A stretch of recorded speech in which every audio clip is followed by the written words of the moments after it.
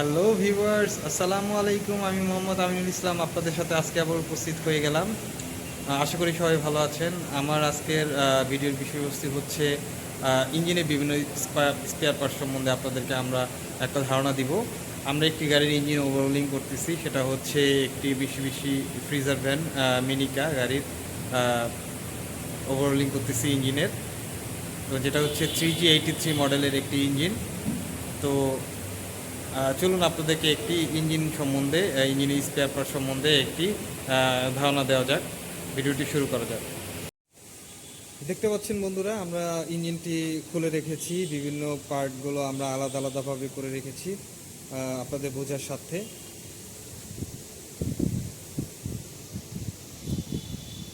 আমরা শুরু থেকে শুরু করি। যেটা হচ্ছে প্রথমে আমরা দেখাবো, ওটা হচ্ছে ইঞ্জিনের হেড। দ্যাট মিনস এই স্পেয়ার পার্টসটা হচ্ছে ইঞ্জিনের হেড। এই ইঞ্জিন হেডের মধ্যে বিভিন্ন স্পেয়ার পার্টস থাকে। এই স্পেয়ার পার্টসগুলো আপনাদেরকে আমি দেখাবো। এই প্রথমে আপনাদের বুঝতে হবে ইঞ্জিন হেডটি কোথায় থাকে। ইঞ্জিন হেডটি ইঞ্জিনের উপরের অংশে থাকে। এই ইঞ্জিন হেডের মধ্যে যে সমস্ত স্পেয়ার পার্টস থাকে তার মধ্যে অন্যতম হচ্ছে ইঞ্জিন ভালভ। দেখুন, এটা যেহেতু 3 সিলিন্ডারের একটি ইঞ্জিন, তো এইখানে 3টি সিলিন্ডার রয়েছে এবং প্রত্যেকটি সিলিন্ডারে দুটি দুটি করে ভালভ রয়েছে। দেখুন, দুটি দুটি চারটি, প্রত্যেকটাতেই চারটি চারটি করে ভালভ রয়েছে। এর মধ্যে বড় যে ভালভগুলো দেখা যাচ্ছে সেগুলো হচ্ছে ইনটেক ভালভ, এবং ছোট যে ভালভটি দেখা যাচ্ছে সেগুলো হচ্ছে এক্সজস্ট ভালভ। এবং এর মাঝখানে যেই স্পেয়ার পার্টসটি দেখা যাচ্ছে সেটি হচ্ছে স্পার্ক প্লাগ। একটি গাড়িতে পেট্রোল ইঞ্জিনে সাধারণত স্পার্ক প্লাগ ব্যবহৃত হয়ে থাকে। স্পার্ক প্লাগটি এখানে দেখতে পাচ্ছেন আপনারা। তো এর সাথে যেই অংশটি লাগানো আছে সেই অংশটি হচ্ছে exhaust manifold. That means exhaust ভালভের যেই সেই পাশটাতেই এক্সজস্ট ম্যানিফোল্ড লাগানো থাকে। এক্সজস্ট ম্যানিফোল্ড দিয়ে হচ্ছে ইঞ্জিনের যেই পোড়া গ্যাস, সেই পোড়া গ্যাসগুলো বের হয়ে যায়। দেন আপনাদের সাথে ঘুরাই দেখাবো অপর সাইডটি, আদার সাইড যেটি।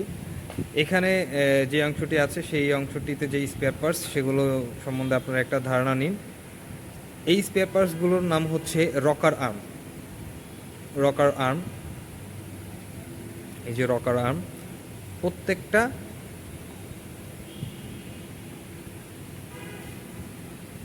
প্রত্যেকটা সিলিন্ডারের জন্য, প্রত্যেকটা ভালভের জন্য রকার আর্ম ব্যবহার করা হয়।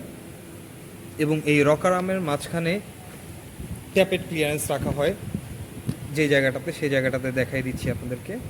ভালভের টিপ এবং রকার আর্মের মাঝখানে ঠিক এই জায়গাটাতে ট্যাপেট ক্লিয়ারেন্স রাখা হয়।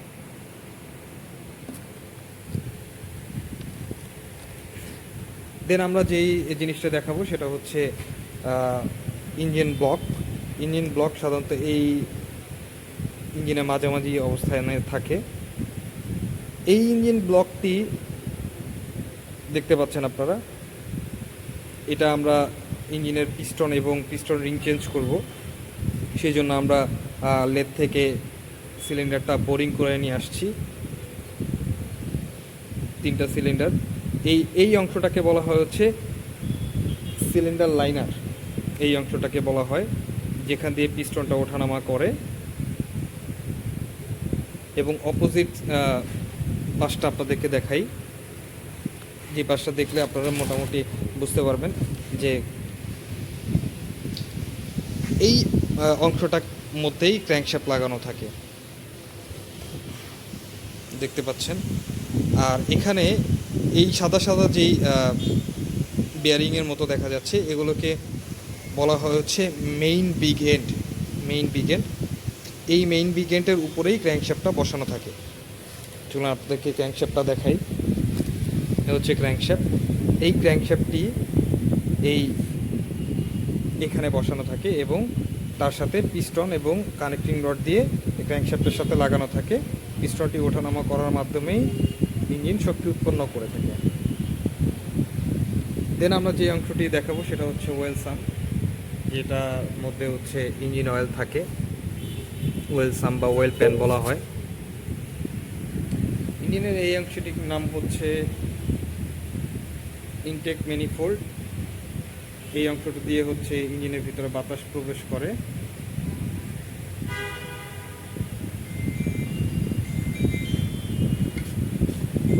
এই স্পেয়ার পার্টসটির নাম হচ্ছে ওয়াটার পাম্প, যেটি ইঞ্জিনের ভেতরে ওয়াটার সার্কুলেশনের জন্য ব্যবহৃত হয়। আর ইঞ্জিনের ব্লকের ভিতর দিয়ে যেই সমস্ত জায়গা দিয়ে ওয়াটারটা সার্কুলেশন হয় সেই জায়গাটা আপনাদেরকে দেখাই, চলুন।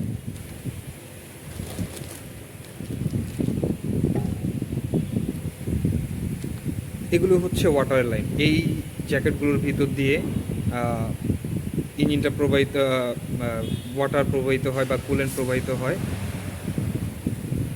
দেখতে পাচ্ছেন।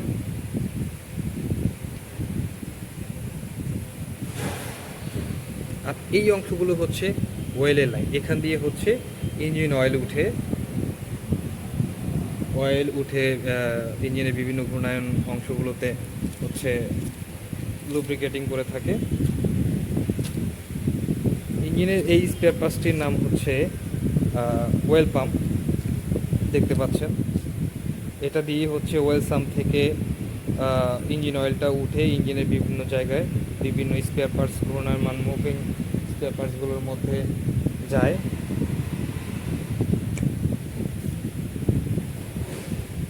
এগুলো দেখতে পাচ্ছেন, বুঝতেও পারতেছেন আশা করি। এটা হচ্ছে পিস্টন। এই পিস্টনটি আমরা এই ইঞ্জিনটিতে চেঞ্জ করতেছি। তো পিস্টনটা চেঞ্জ করার পিছনে মূল উদ্দেশ্য হচ্ছে গাড়িটি লোড নিত না।